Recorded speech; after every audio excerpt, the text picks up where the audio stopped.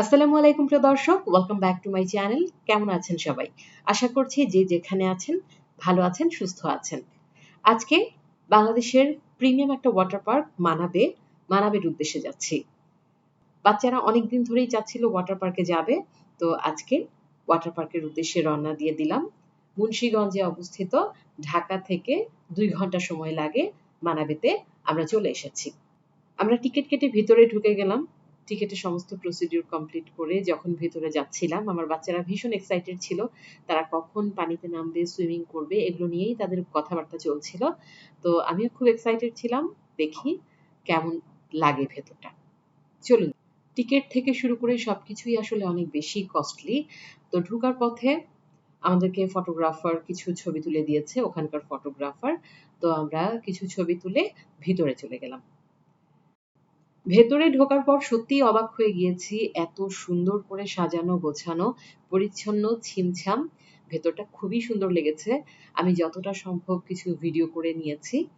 তো এখন যেহেতু প্রচন্ড রোদ, আমাদের বসার ব্যবস্থা কোথায় কি হবে সেটা নিয়েই কথা বলছিল ওখানকার একজন গাইড।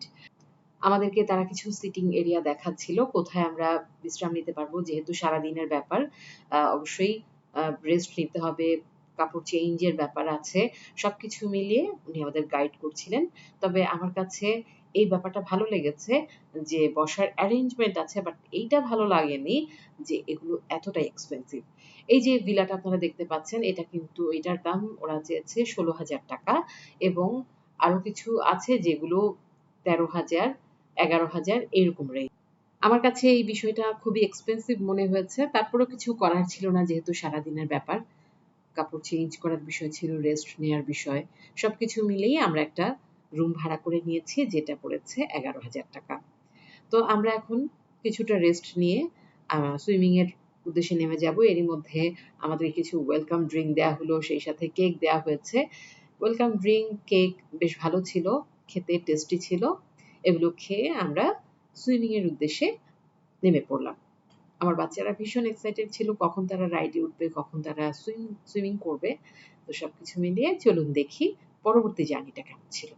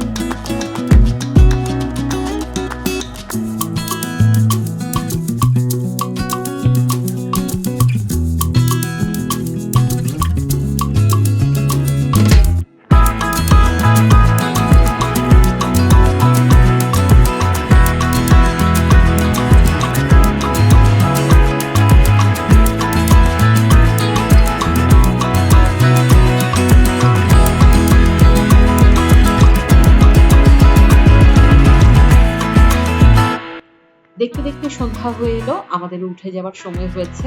6টা বাজে সবকিছু ক্লোজ করে দেওয়া হবে। বাচ্চারা খুবই এনজয় করেছে সারাদিন, সেই সাথে আমরাও। তারা তো আরো কিছুটা সময় থাকতে চাচ্ছিল, কিন্তু যেহেতু সন্ধ্যা হয়ে এসেছে, 6টা বেজে গেছে, তো গাইড আমাদেরকে উঠে যাওয়ার ইনস্ট্রাকশন দিলেন। আমরা উঠে সবকিছু প্যাক আপ করে আমরা আমাদের গন্তব্যের উদ্দেশ্যে রওনা দিয়ে দিলাম। প্রিয় দর্শক, আশা করছি আজকের এই ছোট্ট ব্লগটি আপনাদের ভালো লেগেছে। মানাবে যদিও বেশ এক্সপেন্সিভ, কিন্তু ভেতরটা খুবই পরিচ্ছন্ন, ছিমছাম, ফ্যামিলি নিয়ে সময় কাটানোর জন্য সুন্দর একটা জায়গা।